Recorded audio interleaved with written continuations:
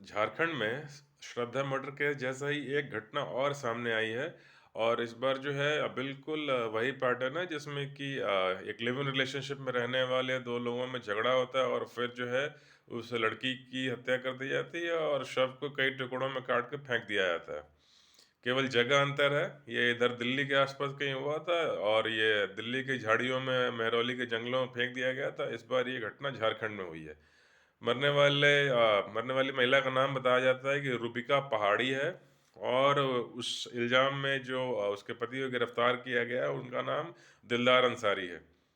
और ये माना जाता है कि ये दिलदार अंसारी और रूबिका पहाड़ी ये काफ़ी दिनों से साथ रह रहे थे। इन्होंने शादी वैसे की थी या नहीं की थी ये नहीं कहा जा सकता, लेकिन ये उनकी दूसरी पत्नी थी। यानी कि दिलदार अंसारी की एक शादी पहले भी हो चुकी है। और इसमें जो है जो गिरफ्तारी हुई है उसके बाद पता लगा है कि इन दोनों के बीच में झगड़ा फिर शुरू हो गया था साथ रहने के थोड़े टाइम के बाद। और उसी झगड़े में किसी दिन तैश में आके पहले उसने हत्या की है, उसके बाद उसके शव को 10-15 टुकड़ों में काट के फिर वहाँ एक आंगनबाड़ी केंद्र है वहाँ फेंक दिया।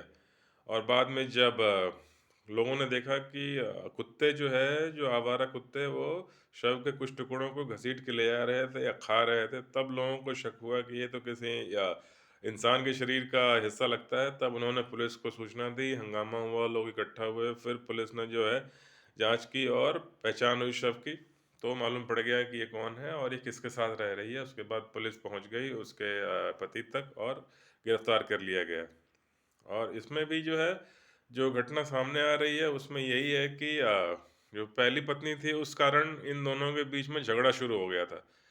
वो झगड़ा बढ़ते बढ़ते कुछ इस हद तक पहुंचा कि बाद में जो है एक दिन ये हत्या हो गई। और चूंकि महिला एक आदिवासी समाज से आती है तो उस कारण जो है अब इसका राजनीतिक रंग भी चढ़ना जो है ये लाजमी बात है। फिर वो लव जिहाद और वो जो उस तरह की बातें हैं वो उठनी शुरू हो गई हैं, क्योंकि जो अ, विपक्षी पार्टी है बैठी है ऑपोजिशन में, वो तो अपनी बात करेगी ही। सरकार को घेरने का कोई मौका कोई विपक्षी पार्टी नहीं चूकती।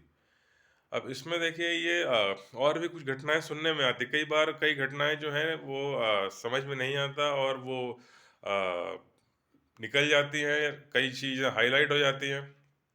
और इसमें जो है इस बार ऐसा लग रहा है कि ये फिर से एक श्रद्धा मर्डर केस वाला जो है ये मामला तूल पकड़ेगा। क्योंकि देखिए अब सरकार इसमें कहाँ तक क्या करेगी।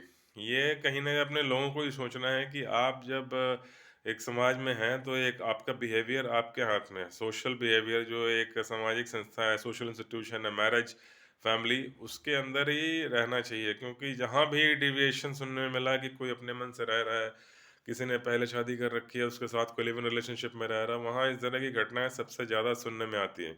अब सरकार एक एक घर में जाके कौन किससे शादी करेगा, कौन किसके साथ रहेगा, ये तो सरकार डिसाइड नहीं कर सकती। कौन क्या खाएगा, क्या पहनेगा, क्या पिएगा, क्या नहीं पिएगा। लेकिन फिर भी अब जिस अगर ये घटनाएं ऐसे बढ़ती जा रही हैं तो कहीं ऐसा ना हो कि जिस ढंग से अब आ गया कि जो शादियां होती हैं उन्हें रजिस्टर कराना अनिवार्य है, तो लिव इन रिलेशनशिप को भी कहीं किसी कानूनी दायरे में लाने की ज़रूरत न पड़ जाए कि अगर आप लिव इन रिलेशनशिप में रह रहे हैं तो अपने रिलेशनशिप को रजिस्टर कराइए। यानी कि अपना अता पता नाम जान पहचान दीजिए सरकार को कि आप कौन हैं, कहाँ से आके क्यों साथ रह रहे हैं। अगर आपकी शादी नहीं हुई है तब भी चलिए मानते हैं लिव इन रिलेशनशिप।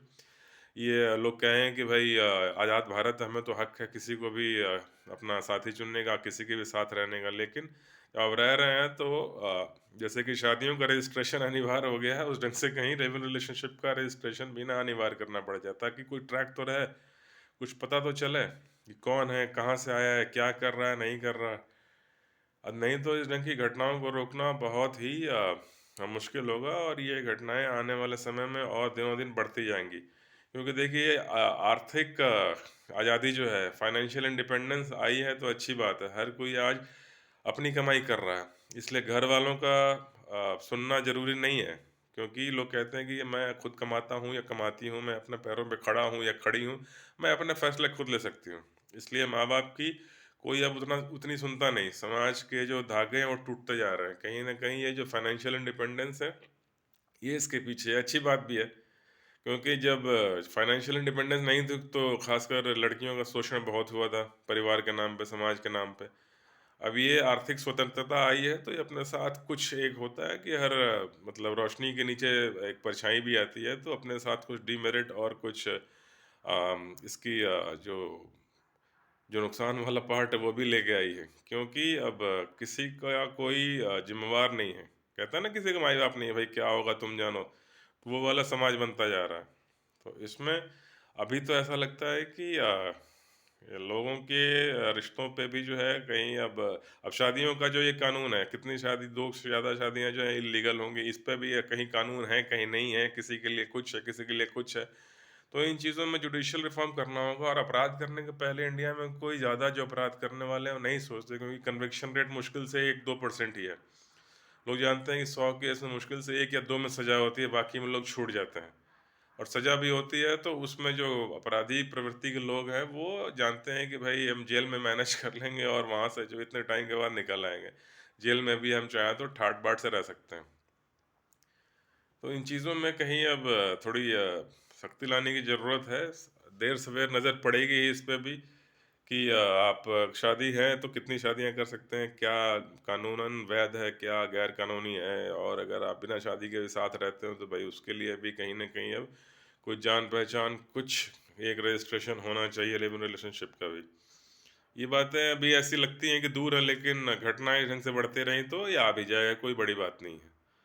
क्योंकि social welfare, welfare of general public, ये ही प्रायोरिटी होती है किसी भी डेमोक्रेटिक गवर्नमेंट की। इंडिया में कोई अपवाद नहीं है, यहाँ भी ऐसा हो सकता है। तो अभी के लिए इतना ही। इस ढंग की और अगर कोई इस घटना पे कोई अपडेट आएगा तो हम फिर बात करेंगे। और तब तक के लिए मेरे चैनल को लाइक कीजिए, सब्सक्राइब कीजिए और शेयर कीजिए। मिलते हैं फिर बहुत जल्दी बातें नई पुरानी में। नमस्कार।